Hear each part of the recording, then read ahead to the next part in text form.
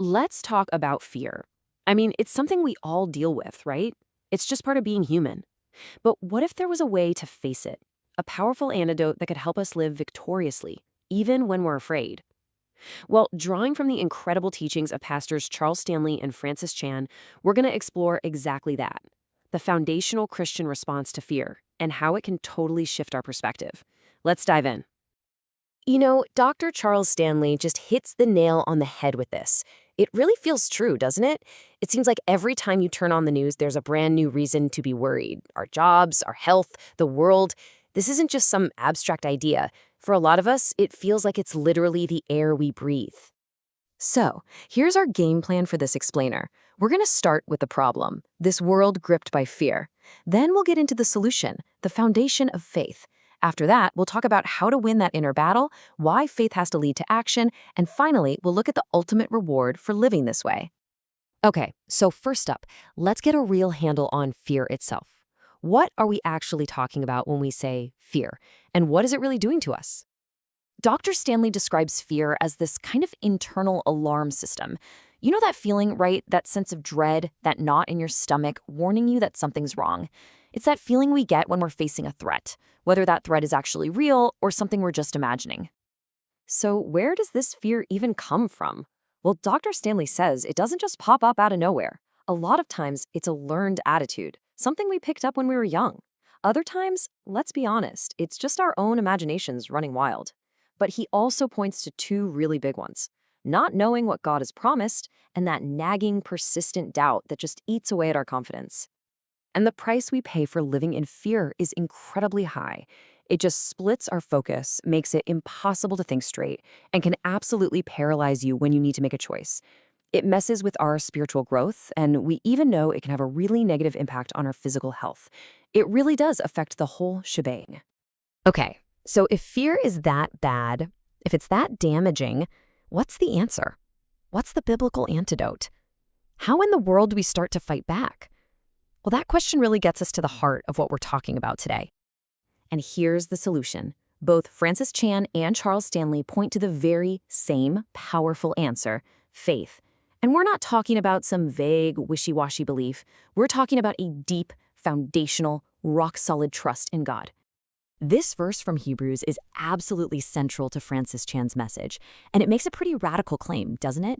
That faith isn't just a good idea, it's impossible to please God without it. It's the starting line. You have to believe that he's real and that he actually rewards people who are serious about finding him.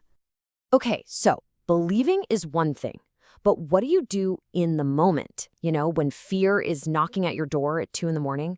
Dr. Stanley gives us a super practical internal strategy for winning this exact battle in our minds. He lays out this simple 3-step playbook. First, don't ignore the fear or pretend it isn't there. You gotta acknowledge it. Second, try to figure out where it's really coming from. But that third step, that's the absolute game changer. You have to consciously, intentionally change your focus away from the fear and put it squarely onto God and what he's promised. And this is what Dr. Stanley means when he talks about a powerful weapon: God's own words. He points to this verse in Isaiah as an anchor to hold on to in the middle of a storm of fear. I mean, just listen to those promises. I am with you. I am your God. I will strengthen you. This is the truth we're supposed to lock our minds onto. Now, winning that inner battle is huge, but it's really only half the story. Francis Chan comes along and takes this whole idea of faith one step further. He argues that real faith is never just something that happens in your head. It always leads to bold, tangible action. He points to those heroes of faith in the Bible. I mean, think about it. Noah didn't just believe a flood was coming. He got up and built a giant boat. Abraham didn't just believe God called him. He packed up his entire life and left home. Their faith was proven by what they did. And to bring this home for us today, Chan shares his own personal story. He says he looks back on his life after all these years of taking steps of faith, and he can't think of a single one he regrets. Not one. I mean, that's a pretty powerful testimony, right? And if you want a concrete and kind of mind-blowing example of what this can look like, get this.